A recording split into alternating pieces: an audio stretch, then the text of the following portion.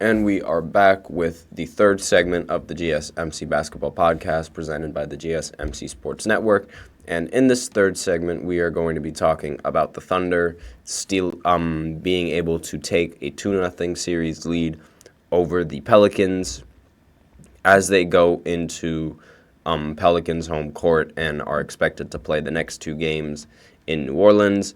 And now, since they hold a 2-0 advantage in the series, they could afford to drop a game, unlike the previous team that I mentioned in the Celtics, where now they are expected to steal a game in order to stay in the series. So, Corrido, he's in the chat, he's saying, I think the Lakers would be fine if LeBron James leaves. They got AD, you give AD great forward and guards, Lakers will still be a...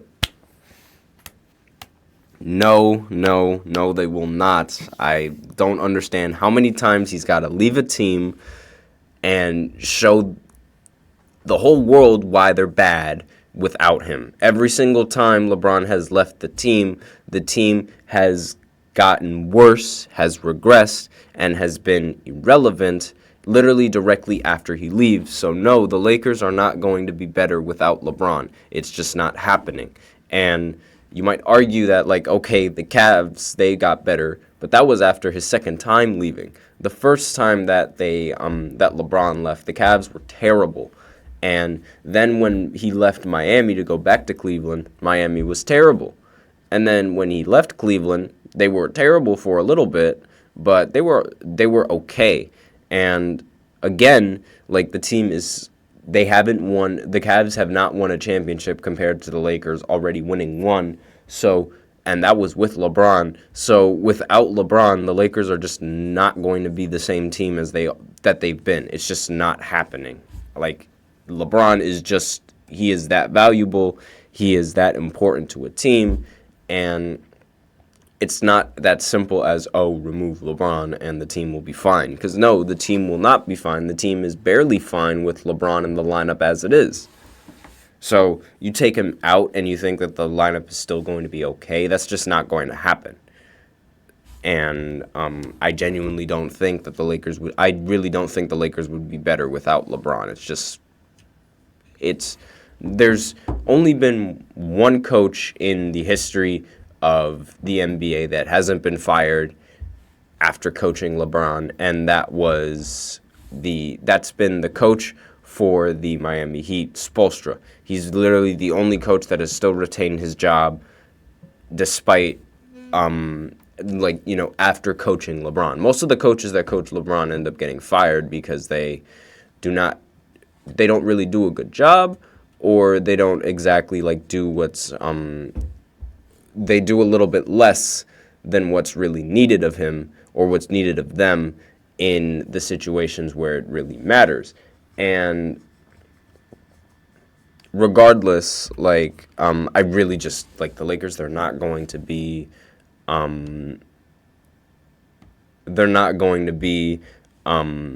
any better without LeBron in the lineup. So back to the playoff matchups that were going down yesterday.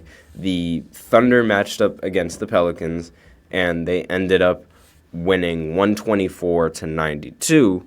Obviously, this was a very huge blowout win for the Thunder. This is what we're used to seeing with in terms of box scores with the Thunder. Everybody was scoring. Lou Dort ended the game with 15 points.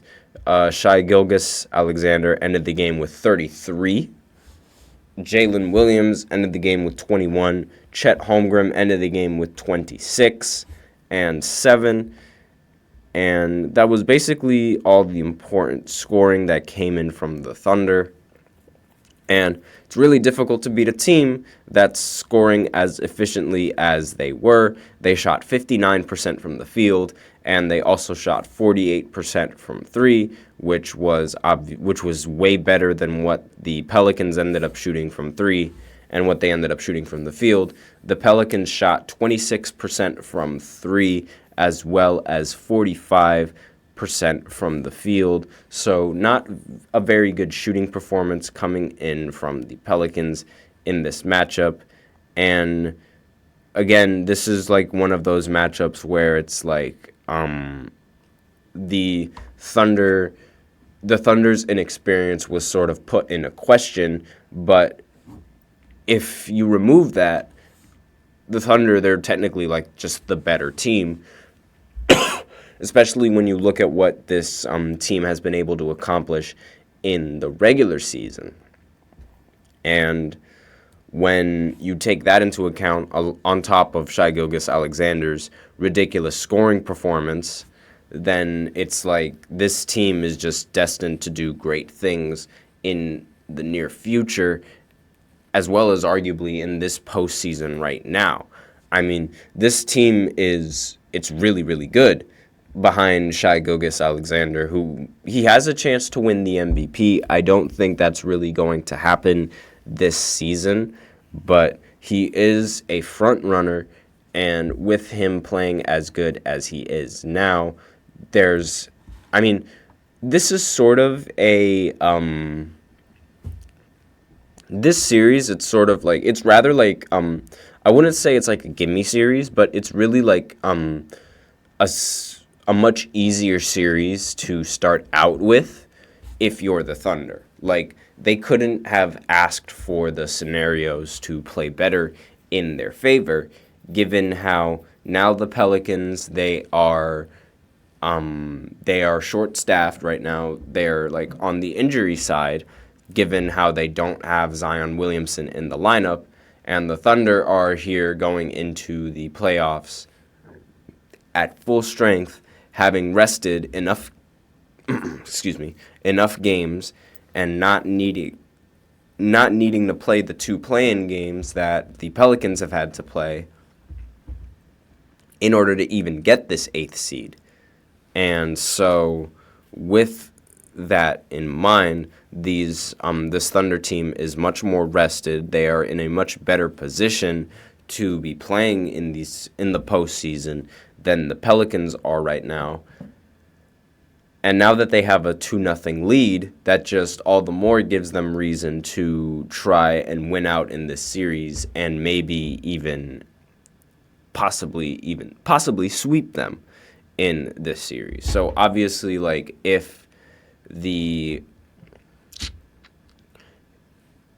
Thunder end up sweeping them in this series, they'd have to play the 2 away games, and they'd have to do that basically flawlessly. We haven't seen the Thunder play an away game. This has mainly been dominance at home, but we still have to see how the Thunder play in an away game. Now, with the Pelicans, again, they're still on like the short end of the stick here in this situation, because they still don't have Zion Williamson in the rotation, and CJ McCollum has not been helping this team whatsoever in terms of scoring. He only scored 15 points in this previous matchup, and he shot 6 of 14 from the field, which is not really that good. Jonas Valanciunas ended the game 8 of 14 from the field for 19 points. Brandon Ingram also had 18 points and ended 5 of 10 from the field. And Herbert Jones ended the game 6 of 9 from the field, 18 points. Najee Marshall ended the game 3 for 6 from the field with 10 points. Excuse me. And that was basically all the scoring for the Pelicans that came in. There were a lot more players that did end up shooting, but they also didn't end up getting that many points. And it's really like difficult for you to win in the game when you're shooting this badly from the field, especially when you're 7 for 26 from the field. And Corrido, I'm talking about basketball right now. It's not. I don't. That stuff really doesn't concern me that much. As interesting as that is, I'm talking about basketball. And so, like, again, more about basketball. CJ shooting 6 for 14 from the field is just not going to help the Pelicans win in this series, especially when now the series is now they're down 2-0 in the series. So far all of the game twos have been played for this for the playoffs of this year, and the teams that are up 2-0 in the series are the Thunder, the Timberwolves, the Knicks, the Nuggets, and the Cavs. So far, those are the teams that are up 2-0 in the series. And right now, the team that could see their series getting tied is honestly the Cleveland Cavaliers. I think they have the best chances of seeing their series tied. The team that has the best chances of sweeping are, I think, the Knicks, as well as the Thunder. I think both of those teams have a really good chance of sweeping the opposition. And now the teams that are tied in the series 1-1, because there's no team now that's down 0-1 and there's no team now that's down 0-2 and facing the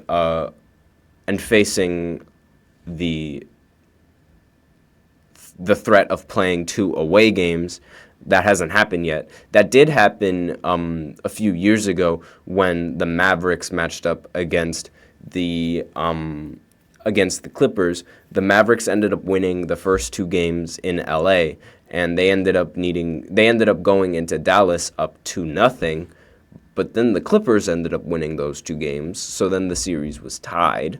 Then the Mavericks ended up winning in LA, and then the Clippers ended up winning in Dallas, and that was the first series ever where not a single home team was able to win a game in the first 6 games. And then, obviously, in Game 7, the Clippers ended up closing out the series.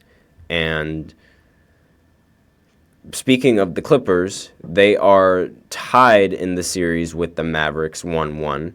The Pacers are also tied with the Bucks at 1-1. And let me just see right here. The Heat are also tied with the Celtics 1-1 in the series. And I think the Pacers, they have the best chances of winning the series in 7 games. The Mavericks, they also have a really good chance. I don't want to count out the Mavericks just yet, but the Pacers, I think their chances of winning in this series are just overall much greater than the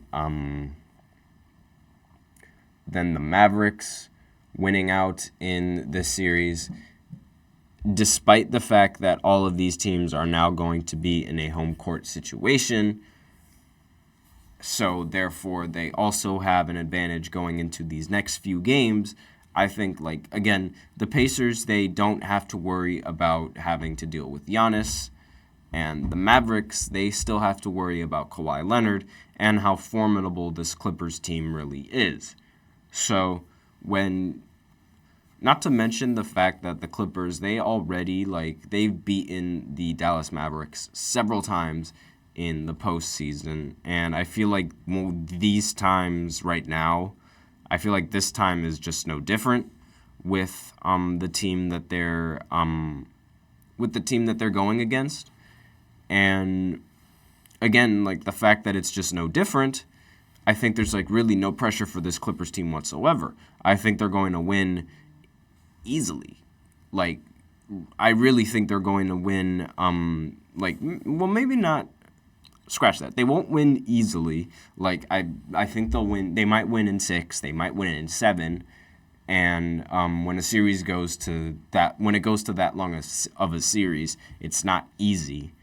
But I do see the Pacers taking the team to 7 or even winning in 6, as opposed to the Mavericks winning in 6. Now, with the Timberwolves and the Suns game, that game could honestly, I feel like of all the teams right now, that game, along with the Knicks, that series is the most likely one that could end in a sweep. And so far, like the Timberwolves, they've just shown that that they can dominate the the Phoenix Suns on the glass. And the Suns, they just haven't really found that scorer on the team that's really able to make a difference for their roster and really like provide that scoring punch that the team really needs. And the same thing that like again with the Knicks, like Joel Embiid, like he has been playing with an injury, but they did have a chance to win in regulation and they ended up losing. So I don't want to like again like I understand like this game, it was really close, and like the refs and all the and the officials, they confirmed later on that they missed a few calls late in the game. But that's not really going to help anything. That's not going to help anyone. They can't replay that game. They can't like change the results. Like the series is still 2-0, and they're still expected to go into Philly and play these next few games with the home court advantage that they desperately need. And with this home court advantage, I think that's sort of why this Lakers team is going to end up winning. Maybe like they could end up winning these 2 games and tie the series, but it would be a very, very difficult task for them to do that. I think they'll win 1 game at least, but win 2, I'm not entirely sure if they can do that. And now the Magic against the Cavs, that's probably like the most like that series for me. I haven't really watched that much of that series. But I don't think like the results are really going to be changing. I wouldn't be surprised if the Cavs end up winning in the end, and I wouldn't be surprised if the Orlando Magic are able to steal a game in the end. But so far, it hasn't really looked like that's what's going to happen in the rest of the series. That's the playoffs and how they stand right now. So now I will go ahead and go into the 4th segment where I will talk about a little bit of a preview of the next games that are going to be coming up tonight. They start at 7, 7:30, and 10 o'clock. And so obviously like this is going to be game 3 for the series. So all of the games are going to be played in the the other team's home court. So the team with the weaker record is going to be playing 2 home games this time in the playoffs. So I will be right back after this short break and basically running down all the games that are going to be happening.